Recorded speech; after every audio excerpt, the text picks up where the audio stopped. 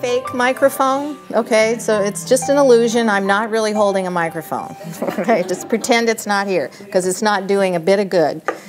Anyways, you're here, I assume because you want to enter into his presence in a deeper way. So I decided, Lisa's going to be teaching on the Amidah later today. So I decided to focus in on an area of prayer most in the Hebrew Roots movement probably don't even bother with.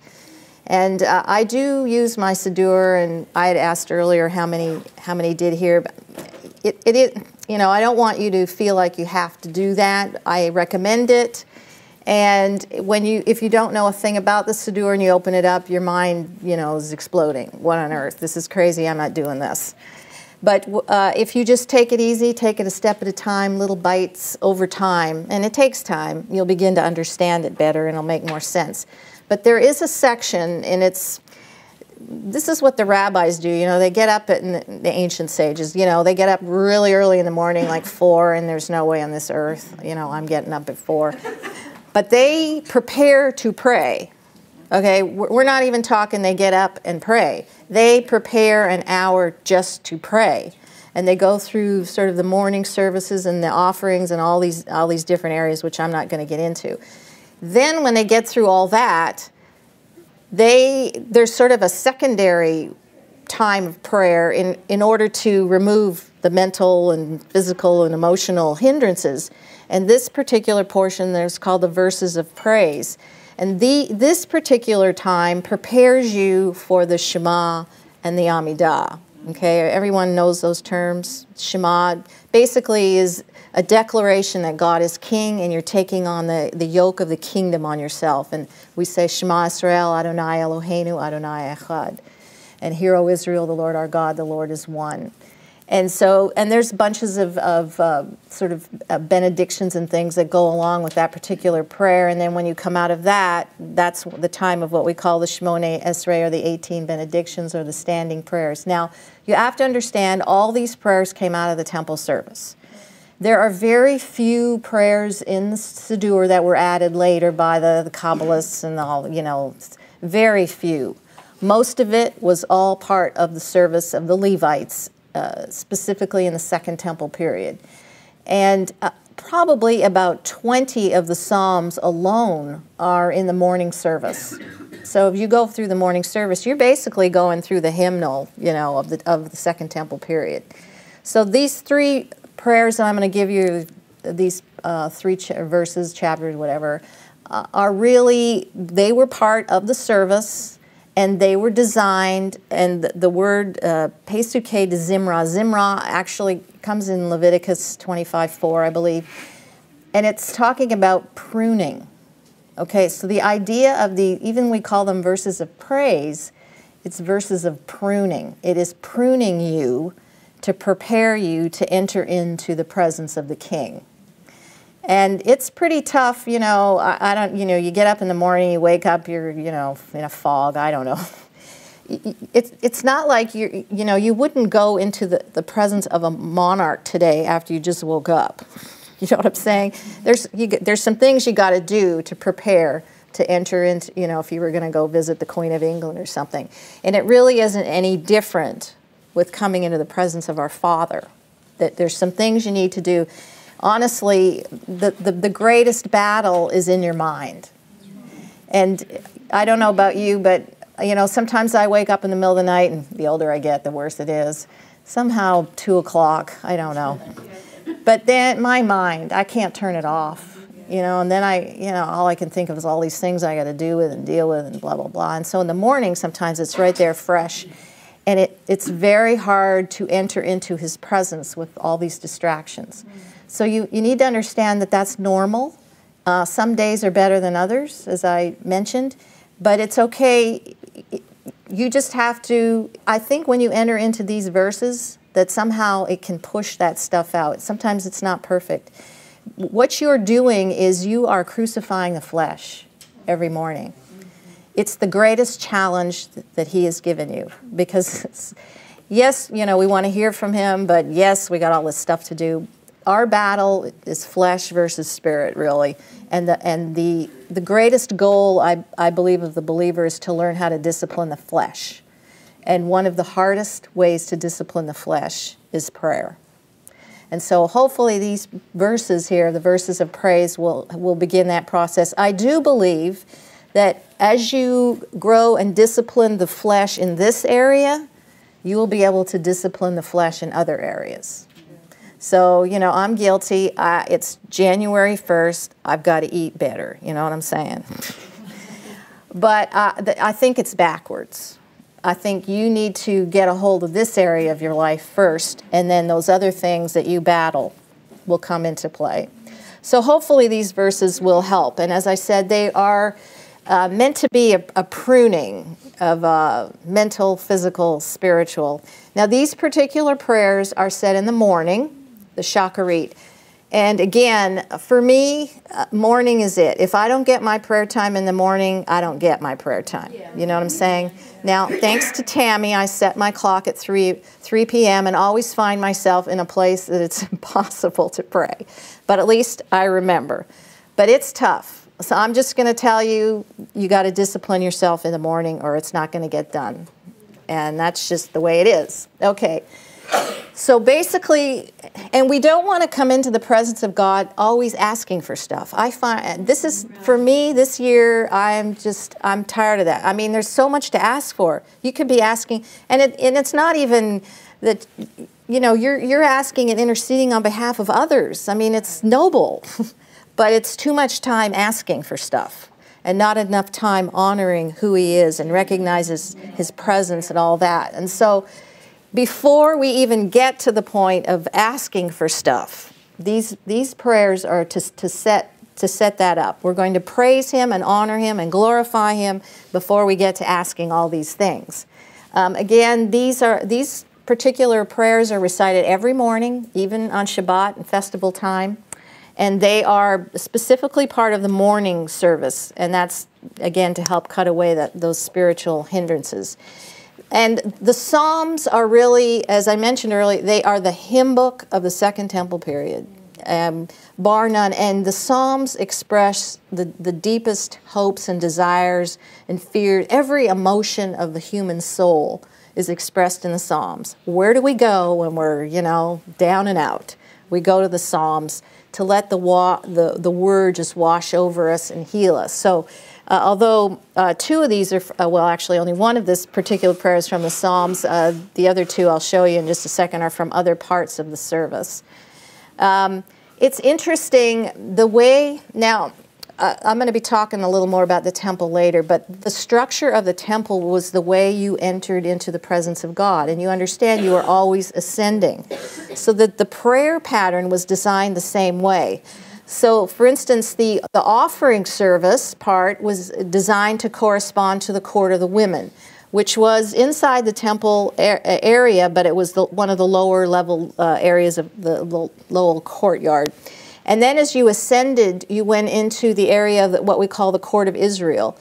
And that was near where the actual altar was. And the priests would stand there. That's when they would pray over the people.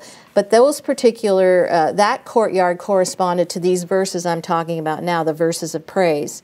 Now, when you entered into the temple building itself, into the holy place, which is where we have the menorah and the table of showbread, that was related to the Shema.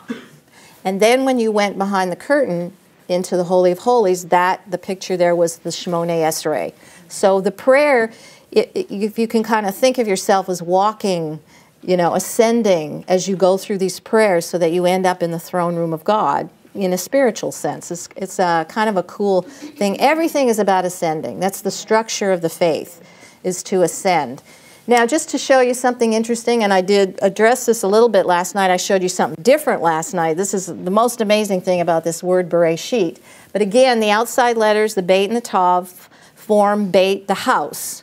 And the white letters inside the house is what you have. Now, Ashrei, which is one of the prayers we're going to get to in a second, is the Beatitudes. Oh, the joy of, I have a whole teaching on this, so if you're interested in learning more about the Beatitudes, we'll touch on it in just a minute. Shir is a song, okay, and Sha'ar is the remnant. So all these words fit inside the house. The context of the prayer service is the house of God. You got to remember that. That's the context in which it fits in, and that's how it was developed, and that's where it functions, etc., etc. So the first one we're going to talk about is in 1 Chronicles 16, 8 through 36. And I don't know that I'll have, we'll just see how my time goes here, whether we'll be able to read some of it or not. But you can find some of the same elements of this particular one. I took it out of Chronicles, but it's also in the Psalms, 105, 96, and 106. What's interesting about this particular prayer is it's divided into two parts. The first part is 15 verses, and the second part is 14 verses, and I'm sure at this point that's like, so what? They have to do with the redemption. So the first 15 verses relate to the redemption of Israel out of Egypt. The second 14 verses relate to the future redemption out of the nations. Okay? So that's how they designed it. These guys are brilliant. Okay? We never could pull off anything like this. So the first redemption corresponds to Passover. The second redemption corresponds to Sukkot, and that's really the way they designed it. Now, I don't want to get too deep into this, but I had done a whole series study on the life of Hezekiah because I was absolutely blown away by how many parallels there were between his life and the life of Messiah. And I got to like 25, and I'm going, oh my gosh, there's something here, you think? And so what I discovered is his life was divided into, he ruled for 29 years, and his life was divided into the same pattern. 15 years and then 14 years. I'm going, whoa, this is too scary, you know. Because the first part of his life was associated with the redemption at Passover, and the second part of his life was associated with the redemption at Sukkot. Very interesting. So this pattern is all over the place. This particular song, and we've taken it from Chronicles, was sung going back to the time of the tabernacle, okay? I think if it's good enough for them, it's good enough for us. I think there might be a message here. It's a profound passage, and let me just read a little bit here. I can't read without my glasses, but just so you understand this is generally where I start my morning. I'll maybe say the prayer when I awaken in the morning, and maybe the Matovu entering into the tents, but this is really where I start. Give thanks to Adonai, declare his name, make his acts known among the peoples, sing to him, make music to him, speak of all his wonders, glory in his holy name, be glad of heart, you who seek Adonai. Search out Adonai and his might, seek his presence always. Remember his wonders that he wrought, his marvels and the judgments of his mouth. O seed of Israel, his servant. O children of Jacob, his chosen ones. He is Adonai our God. Over all the earth are his judgments. Remember his covenant forever, the word he commanded for 1,000 generations. You start your mornings that way, things are going to change. Now, let me just caution you, because you start your morning that way every morning, and then your mind just goes, okay, I've done this before. The repetition is good, but you got to press in, because you will hit the wall every time. It's a given. The first 6 months will be absolutely glorious. Now, you're going to forget everything I'm saying here, but I'm just giving you a word of caution because I've been there, done that. The first 6 months are glorious, and you have entered into the throne room of God, and you have arrived. The next 6 months, not so much. Okay? So just a word of warning to you. It's going to happen, and it's all going to fall apart, and you're going to think, my prayer life is a shambles. Why am I bothering? That's when the prayers hit the throne room. Sometimes the times you think that you know, and you have, don't get me wrong, but sometimes when you think you've worked yourself into his presence and it's all going right, maybe not. Maybe it's those times in just strict obedience in doing it, even though you don't want to, your flesh is crying out, is when you hit the throne room of God and things move. So do not monitor your prayer life based on your emotion, or you're in huge trouble. Okay, you just do it, you walk in it, step at a time, and you will be transformed. But you got to give yourself time, because it's a process. Okay, and let me just kind of just kind of a reminder. So the redemption of the past. And this prayer I'm giving you functions that way. The next one I'm going to give you and the final one, all are the same. You have to understand, in the mindset of the Jew, the exodus from Egypt is ground zero. We don't really see it that way. I mean, we kind of get the Passover, we celebrate it. For them, it's everything. They see the world in two redemptions. We see the world in two comings. But we're actually talking about the same thing. We just don't know it, okay? Because Messiah in his first coming, and he was in his hanging on the tree, his death, his burial, and his resurrection. But then in his second coming at Sukkot, the final redemption. So the first redemption was always associated with Egypt, coming out of Egypt, which we've been reading about in the Parshiot. The second redemption is always associated with Sukkot, because the rabbis believe the picture of the Assyrians represents the second redemption, because the Assyrians were like, at that time, the worst enemy of the worst. Okay, and so those are the two redemptions that they see, and everything relates to that. Okay, so that's that prayer there. I understand I'm going fast, but I'm trying to give you just the quickest overview I can. So you can see here that you don't actually need to have a siddur, correct? I'm encouraging you to enter in, but if you can work these prayers first and then get a siddur, then you'll see them and you'll go, oh, wow, this isn't so confusing. Because people ask me all the time, they buy one, they look at it, and they put it on the shelf because they can't deal with it. So I'm going to come at it from another angle. And I'm going to give you some prayers first. I want you to work them in your life. And then when you feel comfortable, then you can purchase the siddur if you don't already have one. And now you'll see how they function. Okay? Now, the second group is called the Ashrei, and I showed that to you in inside the house. Inside of Bereshit is Ashrei. Okay, Ashrei means, oh, the joy of, happy is the man. All that expression. When Yeshua was talking the Beatitudes, he was referring to this prayer, the Ashrei. Okay, and really, the Ashrei comes out of the very beginning. We always think that he came up with something really new. But he usually came up with something that came back from the very beginning. It wasn't new. He put his twist on it. That was new. People had never heard it in that way. So Psalm 45 in particular is called the Ashrei, although the prayers you're going to pray now are Psalm 145 to 150, that whole block in there. And those you do in the morning. Now, Psalm 145 is a very unique psalm, and it's actually recited 3 times a day. They'll recite it twice in the morning and once in the afternoon. And we'll look at that in just a second.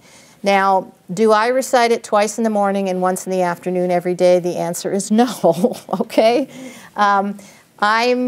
This prayer I started out, I was compelled to learn it in Hebrew. Now, I could read it, but I didn't know it by heart. But you know what? In 6 months, I knew that whole prayer by heart in Hebrew. So if you say that prayer every morning, this is how you plant the word in your heart, that you might not sin against God. You know what I'm saying? You must plant it there, and so it doesn't matter where you go and if you don't have a Bible or whatever. You've planted it in your heart. And this one is very powerful. So what the rabbis say about the Ashrei is that he who recites it 3 times a day will enter into the world to come. Now we know our righteousness doesn't come by reciting Psalm 145 3 times a day. I think you understand that. But that's how they saw this psalm. It was absolutely profound. And how they entered into the presence of God. That's the place of the world to come. Outside this dimension of time, and that place what we're all headed to. And then it would go on from Psalm 145 to Psalm 146, which is talking about heal the sick and raising the dead and setting the prisoners free. All the attributes of the kingdom of heaven, which is what Yeshua was referring to in Matthew 5. He was talking about the attributes of the kingdom in the Ashrei. Blessed is the one, okay? So all of those Beatitudes go back to these because these psalms were sung every morning in the temple, Psalms 145 to 50, from time immemorial. So I think they would be good ones to incorporate, don't you? I think they'd be nice. And so again, we translate it, oh, the joy of. Not so much, blessed is the man. I mean, that's kind of, and I showed you how it started in Bereshit, oh, the joy of Ashrei, inside the Bereshit. But also, how does the book of Psalms start? Ashrei Ish. Okay, so Ashrei Ish is inside Bereshit. And that's how the psalm starts, Ashrei Ish. Blessed is a man. But the context is the house of God, the place of his presence. And that's where we want to be every morning, do we not? Because that's when we hear. Now, it's not that God doesn't speak to us and we can't talk to him 24/7. You know, hallelujah. But one of the things I share I do this whole teaching on the service, is that God has appointed these times, and people all over the world are praying at this time, and that's the kind of prayer that moves mountains, when the people come together as one community. Now, even someone can be in Lower Slobovia, and you're in the United States, and you're praying at your time. Prayer is going up to God all over the world, and then he moves. Because we are a community, we are one, even though we're separated. And I always say, and you probably heard me say this before, but, and we have this sort of 9 o'clock hour. But I figure it's 9 o'clock somewhere, everywhere, and somebody's praying, so we don't need to worry. So if it's 9:01, it's okay. Okay? If it's 8:58, you can pray. Okay? We don't go on that kind of clock. And I just would encourage you that what works for you and your schedule. Some of you probably get up really early. I don't. But if you do, go for it, okay? You don't have to wait till 9 o'clock. Yeah, some people have to go to work at 9 o'clock, okay? So it's more important to do than it is to worry about what time. And the problem in the rabbinic world is they worry too much about that stuff and not about the heart. Now, I don't know if you've ever been on a plane going over to Israel and watching them doing their Shmoneh Esrei, like, how is this doing any good? They got that baby done in 2 minutes. How on earth? There's no... I don't know. I don't see how they're cognizant of what they're saying, but the Lord knows, and he will honor them, right? Okay, let me try to find my Ashrei Ish in here. Okay, one sec. It's the glasses, You can tell I'm older. Okay. I'm going to do a kind of Hebrew-English thing here so you can see. Aromimcha Elohai HaMelech. Ve'avarechecha shimcha leolam va'ed. I will exalt you, my God, the King. Bechol yom avarechecha ve'ahala shimcha leolam va'ed. And I will bless your name forever and ever. Every day I will bless you, and I will laud your name forever and ever. Gadol Adonai umemhalo meod v'ligdulato ein heker. Adonai is great and exceedingly lauded, and his greatness is beyond investigation. Dor lador yishabach ma'asecha uvurotecha yagidu. Each generation will praise your deeds to the next, and of your mighty deeds they will tell. Hadar kavod hodecha v'divrei niflotecha asicha. The splendorous glory of your power and your wondrous deeds I shall discuss. And it goes on. It's just powerful. I mean, it really sets the tone, and it goes back to what I'm saying here. We need to learn how to enter in his presence and stop asking for stuff. Okay? I'm committed this year back at Sukkot to really focus on who he is instead of what I want. Because I want a lot of stuff. Okay. No, I mean, I pray and intercede. One of the things I do, and the news makes you crazy, but I try to turn it around, and I use it as an opportunity for prayer. So, like, my big prayer this particular year has been for Saeed Abedini, for those of you familiar with the Christian pastor who was arrested in Iran. And that came out of something that happened to me a few years ago, which I don't have any time to go into the story about Gilad Shalit, but God, yeah. And now the Lord has shown me that he has given me people who are in prison, literally and spiritually, to be rescued and set free. So he has been on my heart, and I pray for him every day. So as I go through and just see the things that are going on, and I don't pray for everything because, I mean, you'd be on your face all day, right? You wouldn't eat, sleep, or do anything or take care of your kids. There's just way too much to pray for. And I think because of that attitude, we got to reset here and really expend our energy focusing on who he is and what he's done and his greatness and laud his glory and his might and his splendor. And that's why I love these three particular psalms and chapters in the Bible, because that's where they return us to. And One of the things I've found in the Hebrew Roots movement in particular, a lot of people have come out of the church and they feel totally lost and confused because their prayer life is shot. So in the church, you know, they had a formula for doing it all, and now they're here and they don't know, what do I do, where do I go? And they're very frustrated. So hopefully these three here will really help you enter back in again. And it's exciting. It'll transform. Now, one of the interesting things about Psalm 145, did you notice, anybody who knows Hebrew, the first verse, the second verse? It's an acrostic of the Hebrew alphabet, Aleph through Tav. However, there is one letter missing in the scrolls, not everywhere, but does anyone know? The letter Nun is missing. Okay, so if you have, I don't know if any of you've got a Hebrew Bible, but you'll go down and there's no letter Nun there. So what you have to understand, one of the names of Messiah is Nun, fish. Okay, it actually means fish. Messiah ben Nun. We had another one, Yehoshua, Joshua ben Nun. Okay, son of the fish. And of course, the rabbis have all kinds of theories on why the Nun is missing. But my opinion, okay, is that at the time that the psalm was written by David, and it was, of course, incorporated into the temple, Messiah had not come and accomplished what he would accomplish. That was to come. So is kind of missing out of there, because the fullness of the kingdom will come when the Nun is restored. Okay, so it's missing. So now if you read one of the Qumran scrolls, I think from Cave 11, and also in the Septuagint, they very nicely inserted that verse for us. Okay, it says, "The Lord is reliable in all his words and faithful in all his deeds." So that's the letter Nun. They put it back in there because we can't possibly have it without the letter Nun in there. Anyways, just so you know. So that's in Psalm 145. Now, if you were to go through the book of Revelation, you will find all kinds of examples that say Ashrei. Ashrei, those who are called to the marriage supper of the Lamb. Ashrei and holy, who has a part in the first resurrection. Ashrei, who do his commandments, and that they may have the right to the tree of life and may enter through his gates. No way would you ever know Ashrei if you don't know Ashrei. You just read over that and go, well, blessed is the man who whatever. But this all takes us back to Psalms 145 through 150. So it's very powerful.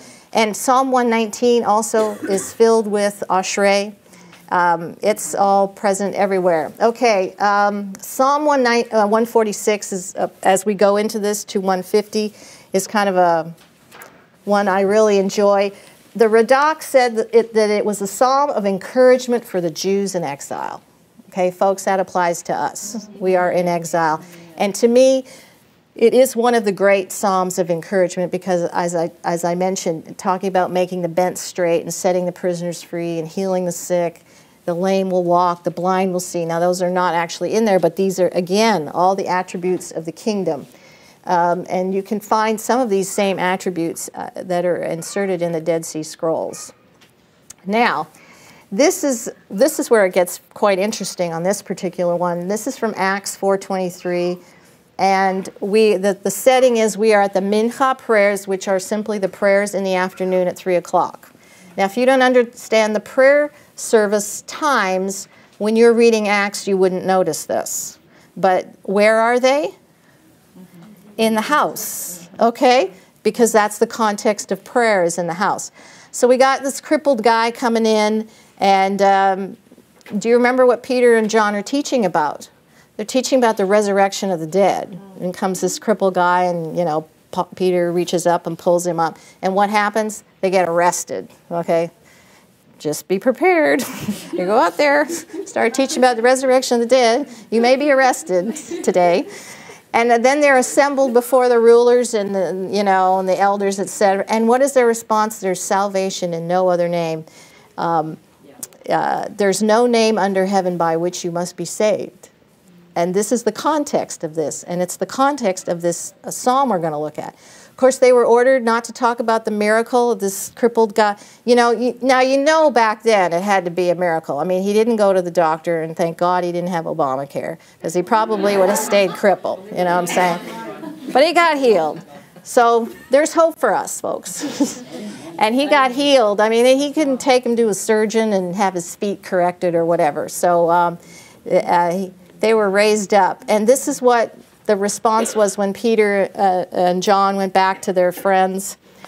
You made heaven and earth, the sea, and everything in them. And it is exactly the same quote that's out of Psalm 146.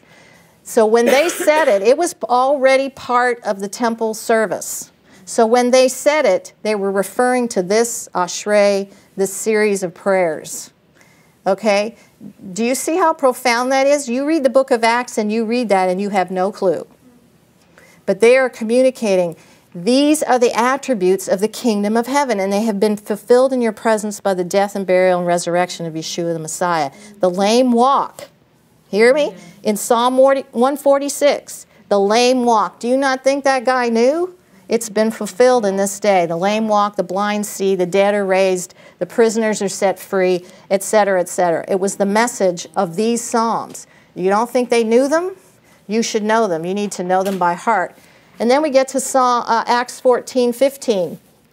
And so Saul is in Paul, Rav Shaul is in Lystra. And again, we have another crippled man, crippled from birth, and wants to be saved. And Shaul goes, stand up in your feet. And the guy jumps up. And what happens? All those guys want to worship, Paul and sacrifice offerings to him. And he responds with, turn from your worthless idols, your worthless gods, to the Lord of hosts. And I guess I didn't put it, but the Lord, he's in the sea and the heavens and the earth, it's the exact same passage that's used about a lame man who's been raised up. Because again, these are the attributes of the kingdom. And we find the same thing in Revelation 10:6.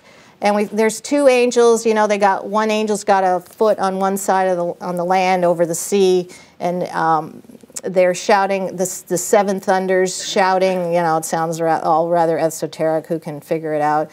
And the angel lifts his right hand toward heaven and swears by the one who lives forever, who created the heavens and what is in it, and the earth and what is in it, and the sea that is what is in it. And all from Psalm 146. Okay. So all over the Gospels and the epistles are references to prayer and specifically to some of the prayers. So when you start learning them, you will see them when you're going through there. And this is something most people have no clue. But it was very much a part of the people of that day. Now we're going to move to the last prayer. So we got 1 Chronicles 16, 8 through 36, which is also in Psalm 105 and Psalm 96. And then we have the Ashrei, starting with Psalm 145, moving to 150, the end of the complete end of Psalms. And now the third one is the Song of Moshe, the Song of the Sea.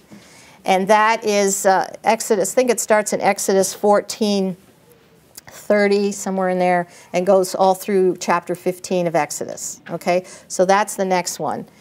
And what's interesting about this particular, the whole story of Pharaoh, the going in the sea, there's one place in there that, I'll have to find it in a minute, but about what the enemy does, and I usually apply it to the government. Just a sec, let me find it here. One can always find. The enemy declared, I will pursue, I will overtake, I will divide plunder, I will satisfy my lust with them, I will unsheath my sword, my hand will impoverish them. This is the nature of the enemy, okay? And I find that we have our current enemy du jour. So I take those verses and kind of extend them. Starting in Exodus 14:30, I believe that's where it starts, and it mostly goes into Exodus 15. It's where the Song of the Sea. It starts out in a future tense, and you wouldn't see that either necessarily. So it's pointing us ahead as well. And also, there's sort of a mixture of tenses that run through there. It was very much a part of Temple Days. It was another psalm that was from Exodus was a part of Temple Days that was the responsibility of the Levites. They would chant that at a specific time in the service. Now, initially it began just on Shabbat in the afternoon at what we call the Mincha service, But over time, yeah, probably after, maybe in the last 500-600 years, they put it into the morning service because they wanted the redemption to be ever in front of us. So these three things that we've been looking at all have to do with the redemption. It reminds us of the redemption of the past, but it's pointing us ahead always to the redemption of the future. And where it's put now, it's kind of like the benediction or the closing of the Pesukei de Zimra, the verses of praise. And I don't want to get into that. There's so much to say, but I'm trying to keep this succinct here. But they also, interestingly enough, they related the dividing of the sea to the circumcision of Abraham. Isn't that kind of interesting? Yeah. So it was very, very important to them. Now, this is this teaching I did. I don't have anywhere near the time to go into it in any depth, so I'm just going to. This idea of the sea splitting, and the Hebrew word is bakah, is in a lot of places in the Scripture, and it always has to do with the redemption. Okay? So the first place we find it is in Genesis 7:11, when the fountains of the deep were split. That's when the redemption came for Noah and his family. And then in Genesis 22, it talks about Abraham splitting the wood because he's going to put his son on the altar, right? For redemption purposes. And again, the word there that's used for him splitting the wood is also bakah, to split. And then the third example is what we're talking about now, the splitting of the sea, opening it up and letting them pass through and bringing them redemption on the other side. The next one in Isaiah is when the splitting of the rock and the water pours out, providing them with water in the wilderness. It's the same word. Zechariah 14:4, you're familiar, when the Mount of Olives splits, they're able to escape, right, and go down to the sea. And the final favorite is that veil in the temple splitting is the same word. Isn't that profound? And so this concept of redemption and splitting and dry ground have to do with the redemption. And it's all over the place, and it's in this particular psalm. And it speaks of leaving exile and entering back into the land is associated with dry ground. So it's speaking about entering into the land and returning. Okay, I don't have a lot of time here. Let's see what else I got. All of this is speaking of, all these prayers are talking about salvation. In the understanding, in the mind of the ancient Jew, salvation is a different concept than what we understand it. Salvation means to be delivered from your enemy. It's that simple. We got some weird baggage that goes with that term. But it just means to be saved. And you don't just walk around, I'm saved. What am I saved from? I am saved and delivered from my enemy. That's the key. And what is the greatest enemy? No. The greatest enemy is death. The greatest enemy to you is the destruction of your soul. And God doesn't promise that He's necessarily going to save this body, but He promises that He will rescue your soul from death. That's the promise. This body, yeah, it's going to die, but hey, folks, it's going to be raised up again. So don't worry about it. I mean, we need to get to that place at this time where this body don't matter. Well, I'll do whatever I need to do, but He promises to rescue your soul from death. And that's the key. And that's the key to all these. Now, if you're going to enter into prayer and this is your mindset, you will be a completely different person in a few months. We've got our focus all backwards, okay? And now, as you go through these prayers, imagine now entering into the Shema and into the Amidah, those prayers. And as I said, Khalees is going to talk about the Amidah this afternoon, so that'll kind of dovetail nicely with what we've been talking about this morning. These are the prayers to shake you, to deal with your distractions in the battle in your mind, and to take away the spiritual and physical hindrances in order for you to be able to enter into His presence. And so this is a journey. I'm sure some of you are probably going to, go home tomorrow. You're going to start fresh. This is good. And you're going to try to do too much. You're just going to want to incorporate it all in one day. Okay? Don't do that. Take your time. Be good to yourself. Maybe just start with one of them. Okay? Begin to familiarize yourself with it. Let it be a part of you. And as you become more confident and comfortable with it, then begin to add the other ones. And then as you're praying, you will be amazed at what the Father will show you. Because I think the greatest problem today and the greatest fear a lot of us have is not hearing and knowing what He wants us to do. And sometimes He does reveal it in very weird places. When you're, driving to the grocery store, He, shows you something. But really, the place where you will hear and see is in His presence. And as the days grow darker, we want to know that we know that we know we're hearing from Him and we're doing His will. And I think the hour is late, and we got to get on it. And so hopefully these will help you begin the process of entering into His presence and approaching the King. Does anyone have any questions? Okay, this is good. I expect great things next, Women of Valor.